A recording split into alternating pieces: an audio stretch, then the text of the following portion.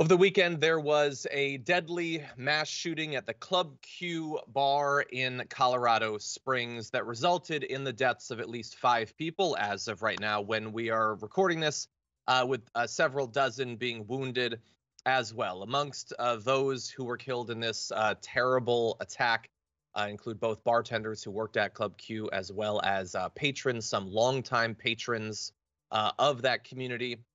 More information has been coming out throughout this morning about the attack. We now know who committed the attack. Anderson Lee Aldrich, a 22-year-old, is apparently wounded during the attack. Don't care so much about that, and is in custody. And we have the most recent updated news about the charges that he is facing. But first, we wanted to give you a rundown of what happened. Law enforcement say that he used an AR-15 style rifle in the attack. Just a coincidence, doesn't mean anything that basically every mass shooter that can get their hands on one of these chooses to. It's just a coincidence, and it's crazy of you to think that maybe something should be done about those weapons. Anyway, the shooting ended when someone hit him with a handgun they grabbed off of him and pinned him down. People mostly seem to be saying that there were 2 who fought the shooter off. The police department chief of Colorado Springs says while the suspect was inside of the club, at least 2 heroic people inside the club confronted and fought with the suspect and were able to stop the suspect from continuing to kill and harm others. I've seen messages from specific people saying that they owe their lives to these 2 individuals. And we all hope that in these situations, someone will stop the person. We all hope that we would be that person, but we cannot just gloss over the bravery of rushing someone holding a weapon whose only place is on an actual battlefield. These are among the most deadly weapons available, and unarmed people rushed at this individual, incapacitated him, and saved God only knows how many lives in doing it. We have a lot that we're going to be talking about through the course of our coverage of this, but Dan, I wanted to give you a chance to jump in. What'd you think? Yeah, I guess this is where I'll get my sort of sadness out of the way, because it's real easy to say, like, I grew up most of my life in Los Angeles area, and like in New York, there's a lot of places like this that have, have their issues as well when it comes to being in the LGBTQ plus community, but have come a long way.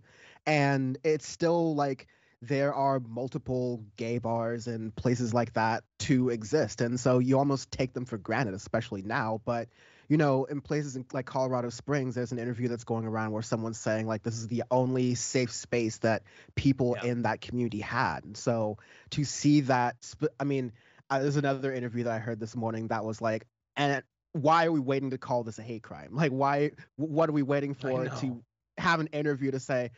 And this happened, I remember before when we were doing the shooting that was unfortunate that happened at that spa where all the Asian women were killed. Like, it was a slow time to call it a hate crime, which was insane because we see what's being targeted here. There are definitely more than one bar in Colorado Springs that had to be the LGBTQ plus one. The fact that it was around Trans Day of Remembrance, maybe he was aware of, maybe he wasn't, but I don't think that's a little suspicious as well. Yeah. I find that part annoying, but mostly I grieve for the people who lost loved ones who that was their only safe space in that city, so to speak. So that's just really the roughest part. And that real tragedy, that real human loss is when we get into what we think kind of festered this hatred in society, especially this year, which we're about to right now.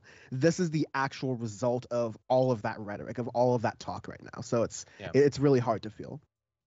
Yeah, it's terrible, for the people that have gone to that club, who will in the future go there if you live in Colorado Springs. But also, how can you think about going to a gay bar right now in America and not worry, is there going to be yet another? Since this isn't the first attack of this sort, it's not going to be the last attack of this sort. America is filled with hateful people who would love to commit attacks like this. So it's just devastating. The club put up a post on Facebook saying that they're devastated by the senseless attack on our community. Our prayers and thoughts are with all the victims and their families and friends. We thank the quick reactions of heroic customers that subdued the gunman and ended this hate attack. Yeah, there's a vigil going on. And obviously, everybody is hoping that the 25 plus people who were wounded will have full recoveries. But yeah, as you pointed out, not only is this a place where like the thing that sets right-wingers off more than anything else, drag brunches, was going to be there. That actually the last Facebook post before the shooting was of a drag brunch that was supposed to happen Sunday morning. Okay, and as you pointed out, it was on the eve of Transgender Day of Remembrance.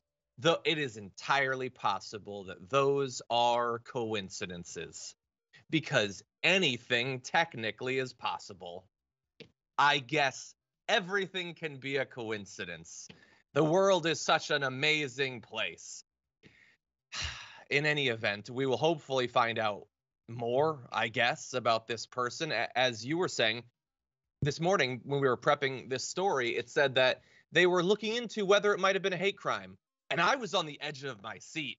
Oh, I wonder what information they're going to come up with. Is it not? I mean, it could be so many different things. It's a whodunit. Exactly. It's like, oh, will there be an Act 3 twist? And I know hateful people who don't care at all about attacks like this happening will say, well, if you shot up a straight bar, would it be a hate crime against them? No, because it's different. And I can recognize that because inside of my skull, I have brains. I don't know what you have. Mixed leaves and dirt. I don't know. Cat fur. I don't know what's in your head to not understand that there is a difference between a straight bar being attacked in this way and a gay bar. The motivation's fairly clearly influenced by the nature of the establishment, as with the spa attacks that Dan was talking about. So let's just be very clear about that. And we're gonna learn more. At the same time, we don't have to learn more. We're in America. We've had lessons like this any number of times just this year. We know what this movement is. We know who these people are. We know what motivates them. We know what shows they're going to end up having watched. We know all of this, Dan. I just feel like we're repeating this so many times. And we're repeating this whole trope that I can't help but think that you had the shooting in Parkland, you had the shooting in Uvalde, where there were cops supposedly, the people with guns who came in and, did nothing, or in this case, arrived too late. And you have the people who are already there without guns who were able to subdue the man and cause him from doing any further harm. So long to that bad guys with a gun, good guys with a gun sort of like bull crap that you have there. Because I think when you have that sort of situation, it would have caused more loss of life.